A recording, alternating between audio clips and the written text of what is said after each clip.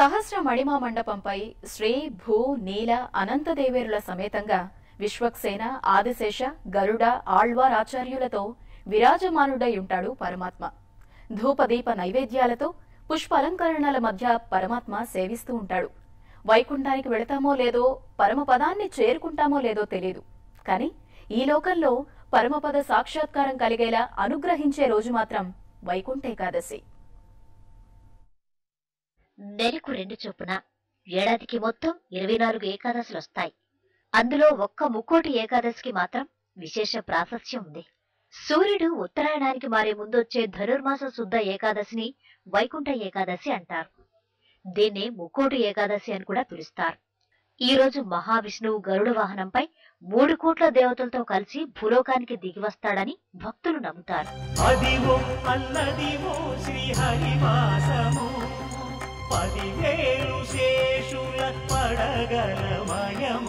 మహావిష్ణువు భూలోకానికి దిగొచ్చే సమయంలో వైకుంఠ వాకిళ్లు తెరుచుకొని ఉంటాయట. అందుకే వైష్ణవాలయాల్లోని ఉత్తర ద్వారం వద్ద భక్తులు తెల్లవారుజామునే భగవద్దర్శనార్థం వేచి ఉంటారు. ఈ ఒక్క ఏకాదశి 3 కోట్ల ఏకాదశులతో సమానమైన పవిత్రతను సంతరించుకున్నందువల్ల కూడా దీన్ని ముక్కోటి ఏకాదశి అని పిలుస్తారు. వైకుంఠ ఏకాదశినే పుత్రద ఏకాదశి అని కూడా పిలుస్తారు. ఏకాదశి వ్రతం చేసిన వారికి సంతానయోగం కలిగించిన ఫలితంగా దీనికి పుత్రద ఏకాదశి అన్న పేరొచ్చింది. అలాగే మోక్షద ఏకాదశి అని కూడా అంటారు. ఈ రోజుకి 3 విధములుగైనటువంటి ప్రత్యేకతలు ఉన్నాయి. వైకుంఠ ఏకాదశి అంటే ఎవరైతే ఈ రోజు దేహాన్ని చాలిస్తారో సాక్షాత్ సరాసరి మోక్షాన్ని పొందుతారు, వైకుంఠాన్ని చేరుకుంటారు అనేది ఒకటి. అలాగే ముక్కోటి దేవతలకు కూడా దర్శన భాగ్యాన్ని కలిగించేటటువంటి రోజు అని, ఈ రోజు ఎవరైతే నియమనిష్టలతోటి ఉంటారో వారికి మోక్షం తథ్యము అని. మామూలు రోజుల్లో దేవాలయాల ఉత్తర ద్వారాలు మూసి ఉంచుతారు. వైకుంఠ ఏకాదశి నాడు మాత్రం ఉత్తర ద్వారం గుండా వెళ్లి స్వామి దర్శనం చేసుకుంటారు. వైకుంఠ ద్వారం నుంచి విష్ణు స్వరూపాన్ని చూసిన వారికి వైకుంఠం ప్రాప్తి కలుగుతుందని విష్ణు పురాణం కూడా చెప్తోంది. అందుకే ఈ రోజున వైకుంఠ ద్వారాన్ని తలపించే విధంగా వైష్ణవాలయాల్లో ద్వారాలను ఏర్పాటు చేస్తారు. ముక్కోటి దేవతలు 33 కోట్ల దేవతలందరూ కూడా స్వామి యొక్క దర్శనం కొరకు ఎదురు చూసేటటువంటి ప్రతీక్షించేటటువంటి సమయము, అటువంటి పుణ్య దివసము. స్వామి వీరందరికీ కూడా దర్శన భాగ్యాన్ని కలిగించేటటువంటి రోజు అని అర్థం. ముక్కోటి ఏకాదశి నాడు చరిత్ర మరువని సంఘటనలు జరిగాయి. క్షీరసాగర్ మదనం జరిగింది. లక్ష్మి ఆవిర్భావం ఏకాదశి నాడే జరిగాయి. హాలాహలం అమృతం పుట్టింది కూడా ముక్కోటి ఏకాదశి నాడే. ఈ రోజునే శివుడు హాలాహలం మింగాడు. మహాభారత యుద్ధంలో భగవద్గీతను కృష్ణుడు అర్జునుడికి ఇదే రోజున ఉపదేశించాడనే విశ్వాసం ఉంది. కుచేలుడు ఏకాదశి వ్రతాన్ని ఆచరించి ఐశ్వర్యవంతుడయ్యాడని ఐతిహ్యం. ధర్మరాజు కూడా ఇదే వ్రతం ఆచరించి కష్టాల నుంచి గట్టెక్కాట. అందుకే వైకుంఠ ఏకాదశికి అంత ప్రాశస్త్యం, ప్రాధాన్యత. వైకుంఠ ఏకాదశి వ్రతం ఎలా వచ్చింది? ఏకాదశి నాడే ఎందుకు ఉపవాసం ఉండాలి? ఈ రోజు ఎలాంటి నియమాలు పాటించాలి? వీటన్నింటికి విష్ణు పురాణం, పద్మపురాణం సమాధానమిస్తోంది.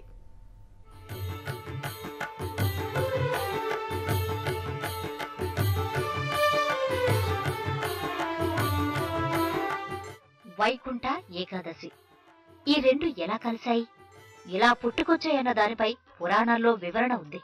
చాక్షుష మన్వంతరంలో వైకుంఠ అనే ఆమె నుంచి విష్ణువు అవతరించాడు.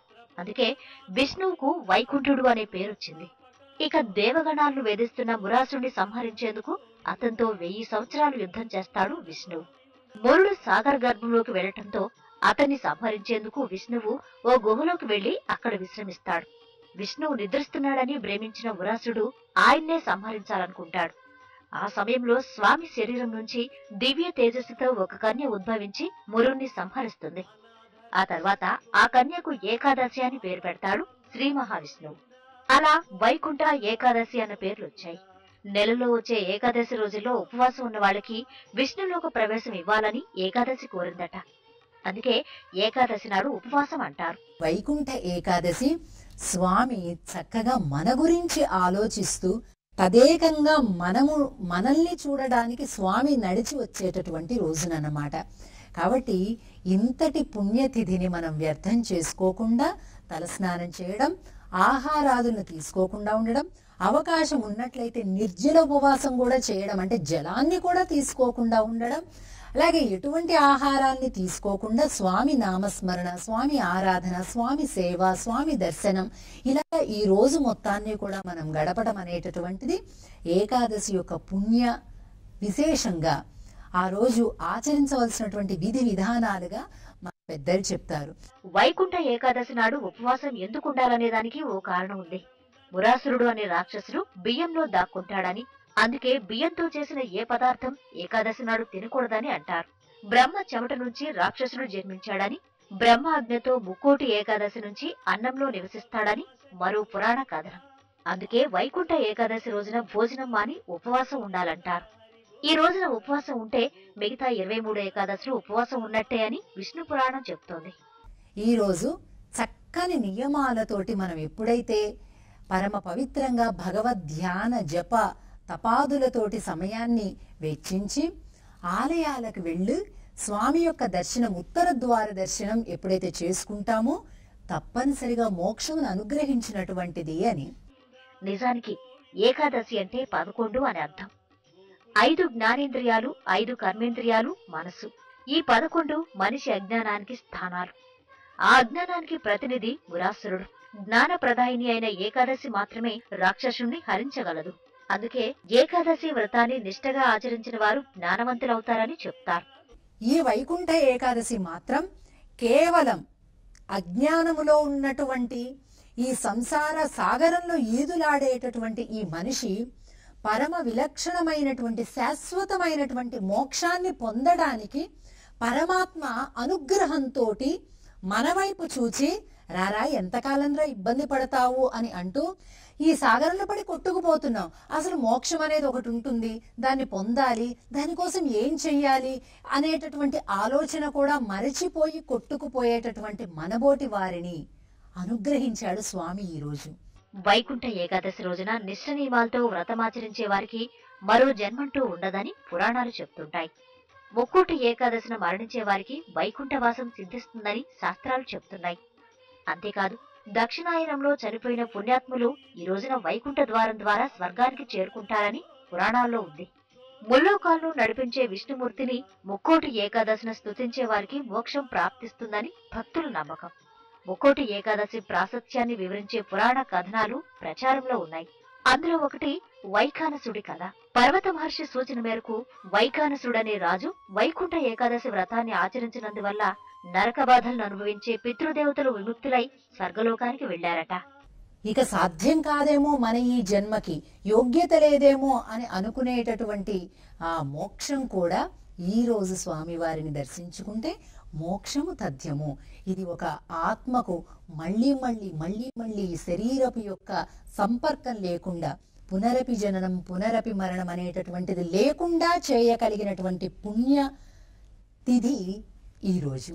ముక్కోటి ఏకాదశి నాడు చేసే విష్ణు పూజ, గీతాపారాయణం, గోవింద నామస్మరణం, పురాణ శ్రవణం మోక్ష ప్రాప్తి కలిగిస్తాయి. ఇవన్నీ చేయలేకపోయినా ఓం నమో నారాయణ అనే మంత్రాన్ని 108 సార్లు జపించినా చాలంటారు. యోగ శాస్త్రానికి ఏకాదశితోనూ సంబంధం ఉంది. యోగాభ్యాసాన్ని చేసే సాధకులందరూ ఆషాఢంలో శ్రీహరి యోగ నిద్రకు ఉపక్రమించిన శయనేకాదశిన యోగ సాధనని ప్రారంభించి నిష్ఠతో చేస్తే ఈ ఏకాదశి అంటే పుష్యశుద్ధ ఏకాదశి వైకుంఠ దర్శనమవుతుందని, ఆ కారణంగా ఇది వారి పాలిట వైకుంఠ ఏకాదశి అవుతుందని పెద్దలు చెప్తారు.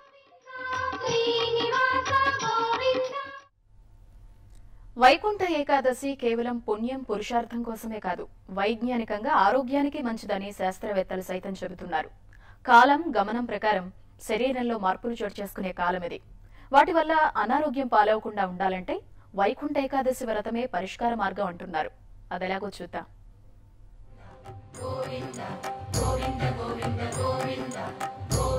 ఉపవాసానికి ఏకాదశికి ఏమిటి సంబంధం? ఏకాదశి నాడే ఎందుకు ఉపవాసం చేయాలి?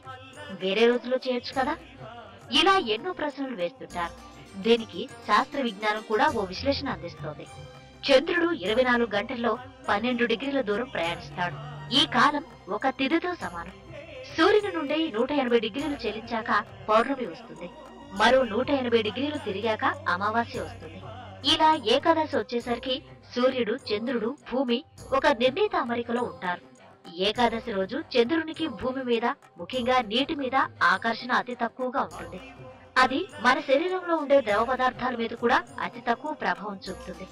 అంటే శరీరంలోని ద్రవ పదార్థాల ప్రసరణ లేదా చలనం మందకొడిగా ఉంటుందన్నమాట.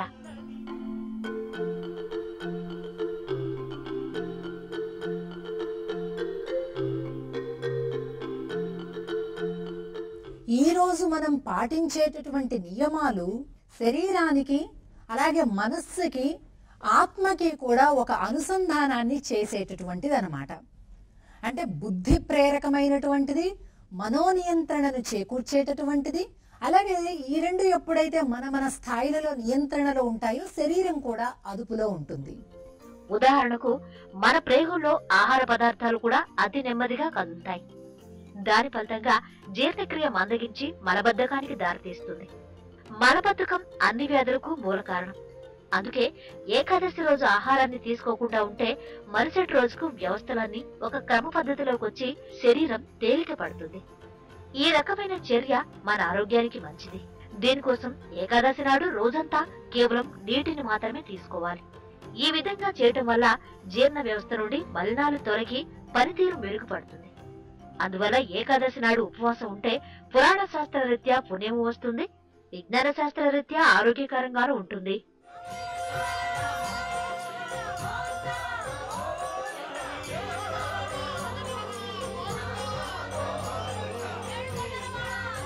సమస్త దేవతలకు కూడా శ్రీమన్నారాయణుడు వైకుంఠమున ఉత్తర ద్వారములు తెరిచి వారందరికీ కూడా దర్శన భాగ్యాన్ని అనుగ్రహించేటటువంటి రోజు అని అర్థం.